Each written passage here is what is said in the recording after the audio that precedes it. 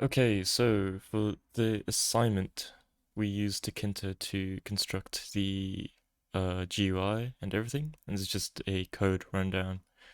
So we're just basically importing everything that we need at the top, and then we have a variable that stores the grid size, and then we're just initializing the root window down here for Tkinter.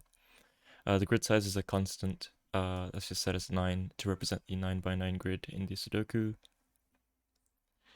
And then here we have the class that handles the main GUI called main window. And in the constructor, we set here several variables that are represented by strings. I use this for the improvement of readability. And here, self.solution status is a string variable. I'll explain why I did that later on. Here we're just storing the GUI that will be passed in through the constructor, setting the dimensions, the width and the height, setting the font and the color, and then the labels. Because if I run this, the labels are down here. Press file at the top left corner for commands, and the game state, and file. Okay. So that's that. The labels. Now the text variable here is the string variable I set up here, and the reason why I use the text variable is because I want to check the status of the Sudoku grid. So for instance, if I run it right here, just take a look at the game state below, it says not solved, but the grid here isn't solved. But if I just click check solution, it'll change to incorrect. Because, well, the grid is not solved and half of it is empty, so it's incorrect, not solved. Okay, and here's just debugging from the console, ignore that. And here's a GUI grid. This is just a 9 by 9 grid that I use down here to set the colors of the grid. And here's the correct solution grid, which I'll get into later on. Here's the drop-down menu that I briefly showed. And let me show that again. Drop-down menu. Yep, it's drop-down menu.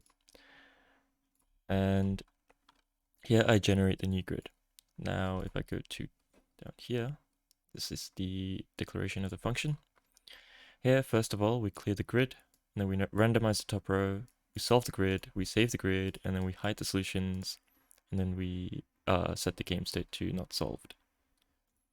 So let's go through each of the functions here. With the clear grid function, that has a nested for loop, which sets everything in the grid to an empty cell, everything in the cell to being empty.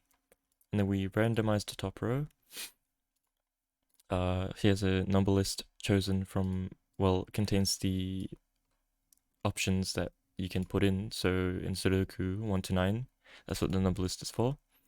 Number choice is just this sample function basically takes a list and shuffles it and returns the specified length of the list. In this case, the whole entire list.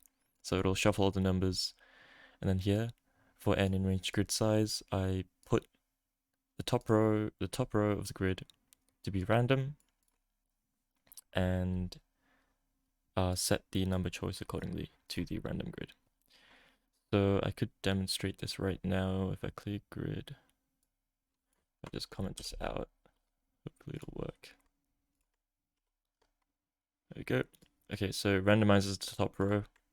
And if I click again, another random selection, 645. Another random selection, 276. I'll explain what the point is here. So then we solve the grid down here. We call, where is it? Yeah. We call the actual solve Sudoku class. I'll get into that later on. But essentially, it solves the entire grid. For us, there we go. Based on the random selection up there. And then we save the grid, which is down, where is it? There it is. So save grid. That is so here we use the correct solution grid, which is up there. And within this function, another nested for loop. And then we basically get every single cell and we put it into the correct solution grid, effectively saving it in memory. So once we save the grid, we then we then hide the solution, which is here. Another nested for loop. Now here we have a chance to hide, which is how frequently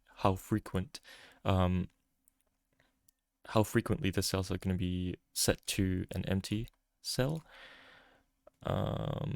So we have that solved grid now, and now that we call the hide solution, we now have a playable Sudoku grid. So that ensures that every time we generate a new grid, it's not only playable, but it's always what is it?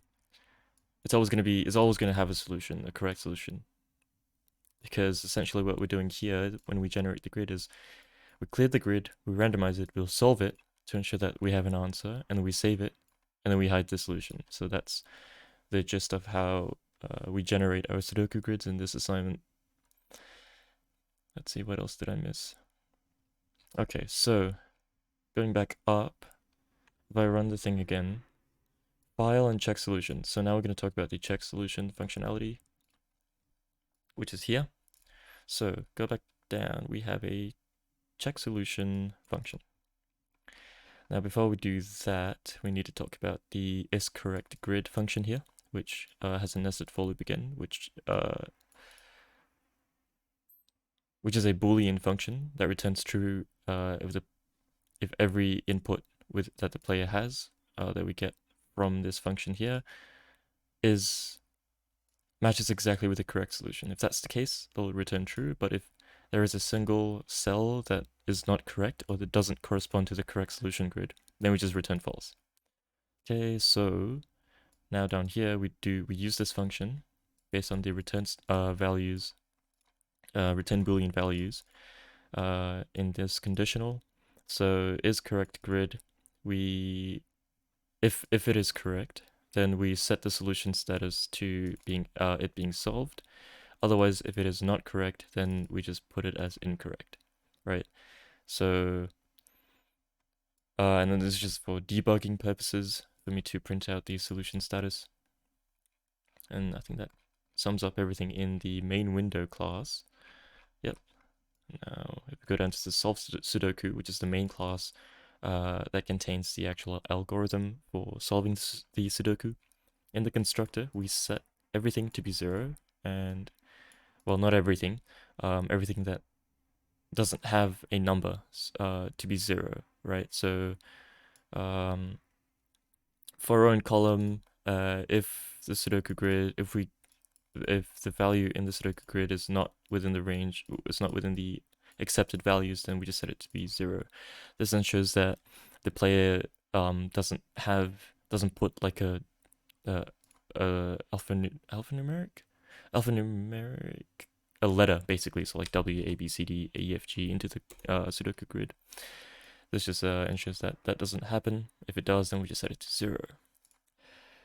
This is the main backtracking algorithm.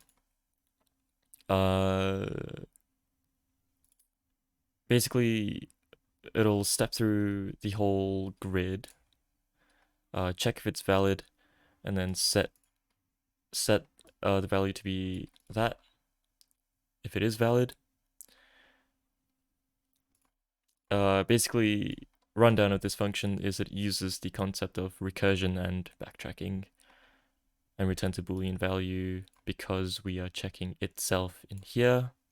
Basically, yeah, recursion in Python.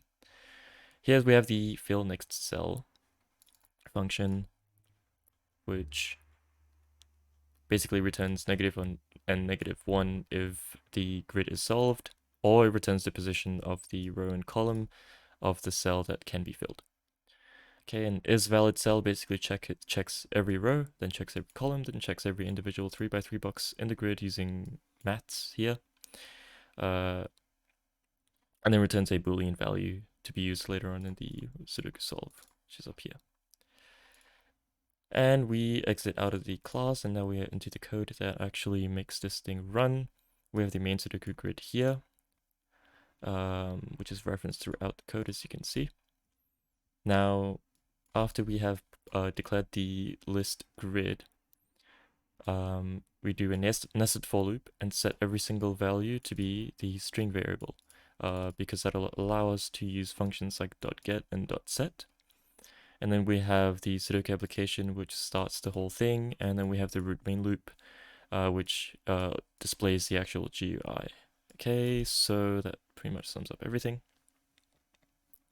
And then lastly, I'd like to talk about the test folder.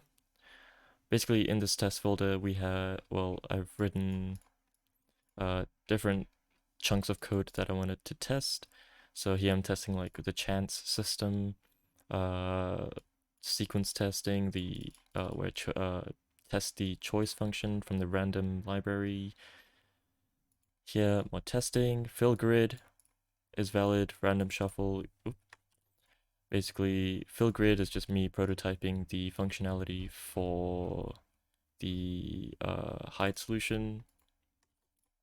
And yep, I think that's everything. Let's just run the whole thing once again.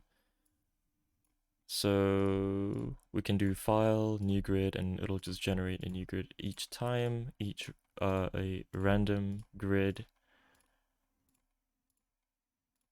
And the game state will change, etc. Yep, that's pretty much it.